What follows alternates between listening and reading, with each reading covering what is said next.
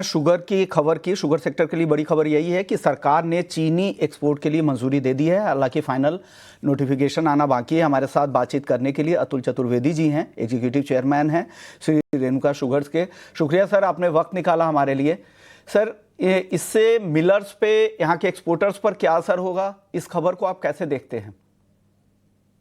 पहले खबर की पुष्टि तो हो जाने दीजिए। अभी तक का ऑफिशियल नोटिफिकेशन तो देखा ही नहीं है।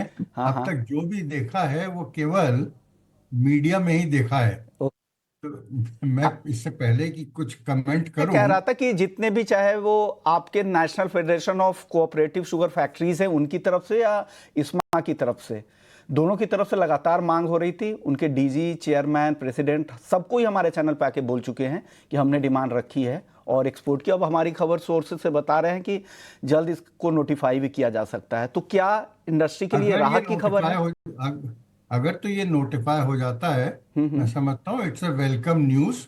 और जहाँ तक डोमेस्टिक शुगर इंडस्ट्री का सवाल है, उसके लिए तो काफ़ी पॉजिटिव है, इन द सेंस कि आज देखिए शक्कर के दाम इतने ज़्यादा नीचे हो चुके थे कि वायबिलिटी भी एक क्वेश्चन मार्क बन गया था।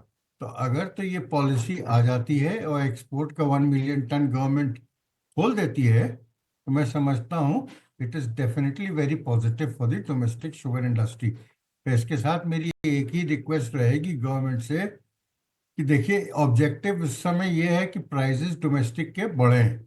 और अगर प्राइस बढ़ते हैं तो कहीं ऐसा ना हो कि गवर्नमेंट नी जर्क रिएक्शन पे इसका बैन लगा दे। तो मैं समझता हूँ इस बार गवर्नमेंट ने काफ़ी सोच समझ के और सारी स्टॉक पोजीशंस लेने के बाद ये डिसीजन लिया है। तो शायद ऐसा ना हो। और ऐसा, और दूसरा एक और चीज़ मैं चाहूँगा कि एथेनॉल की जो थ्रस्ट है उस पर भी कोई आंच नहीं आनी चाहिए आने वाले दिनों में। और ये डेफिनेटली पॉजिटिव साइन है। आने वाली है, ये उसके भी दाम भी वेलकम कम है। कर दिए हैं। फिक्स प्राइस जो 2250 का किया है वो भी घटा दिया है। और साथ ही जो सप्लाई को लेकर उनका जो एस्टीमेट है, उनकी तरफ से यही कहा गया कि 320 लाख टन करंट सीजन में उत्पादन होगा। उनके हिसाब से 40 लाख, हालांकि आपके जो तरफ से और जो इंडस्ट्री की तरफ से कई सारे ट्वीट ऐसे थे जो बिल्कुल अलग फिगर बता रहे थे, लेकिन इनके हिसाब से 320 लाख टन का उत्पादन का अनुमान है। 40 लाख टन उसमें से डाइवर्जन है इथेनॉल के लिए। और हमारा कंजम्पशन सालाना 285 से 290, जो फिगर सेम ही है सबका। और कैरी ओवर 79 लाख के आसपास था। तो इनको लग रहा है कि 69 लाख टन क्लोजिंग स्टॉक है। आमतौर पर बफर ये 60 लाख टन का बनाते हैं, जो 2-2.5 महीने के लिए पर्याप्त है। इसलिए उनको लग रहा है कि 10 लाख टन वो आराम से दे सकते हैं। और आप लोगों की भी डिमांड काफी थी, आप लोग मजबूती से पिच भी कर रहे थे। तो उस लिहाज से आप कैसे देखते हैं इसको? नहीं नहीं, डेफिनेटली इसको हम लोग पॉजिटिवली ले रहे हैं।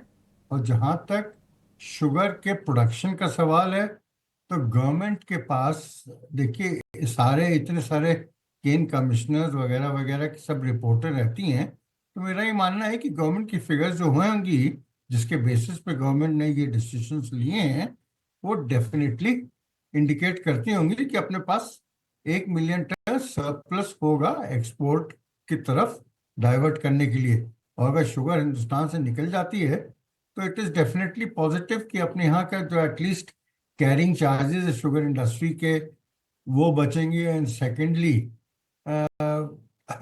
डोमेस्टिक की प्राइसेस भी सुधर जाएंगे जो बिल्कुल मरे पड़े हुए थे इस समय। मैं घरेलू समझता बाजार हूँ में इट्स तो दाम कहा डेफिनेटली जा रहा है पॉजिटिव। कि 200 रुपए प्रति क्विंटल की बढ़ोतरी हुई है।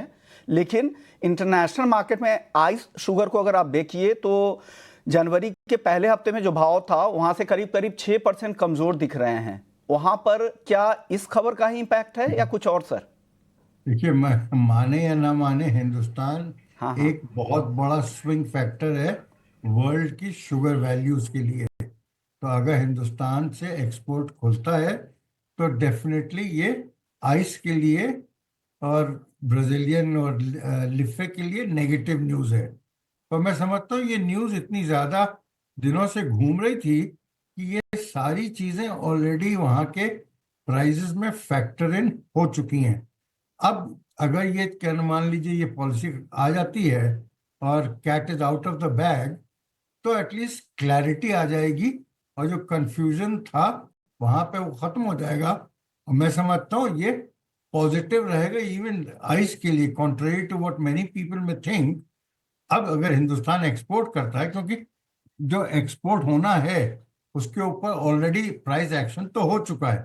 अब मैं समझता हूँ जो भी कि प्राइस सेल ऑन एक्शन हो न्यू वो जैसा पॉजिटिव मामला हो। हो जाए जैसा किसी भी फाइनेंशियल इंस्ट्रूमेंट्स में होता है। शुक्रिया सर, वक्त कम था, आप देर से आए इसलिए बहुत ज़्यादा बात नहीं हो पाई। शुक्रिया, लेकिन आपने वक्त निकाला हमारे लिए सर।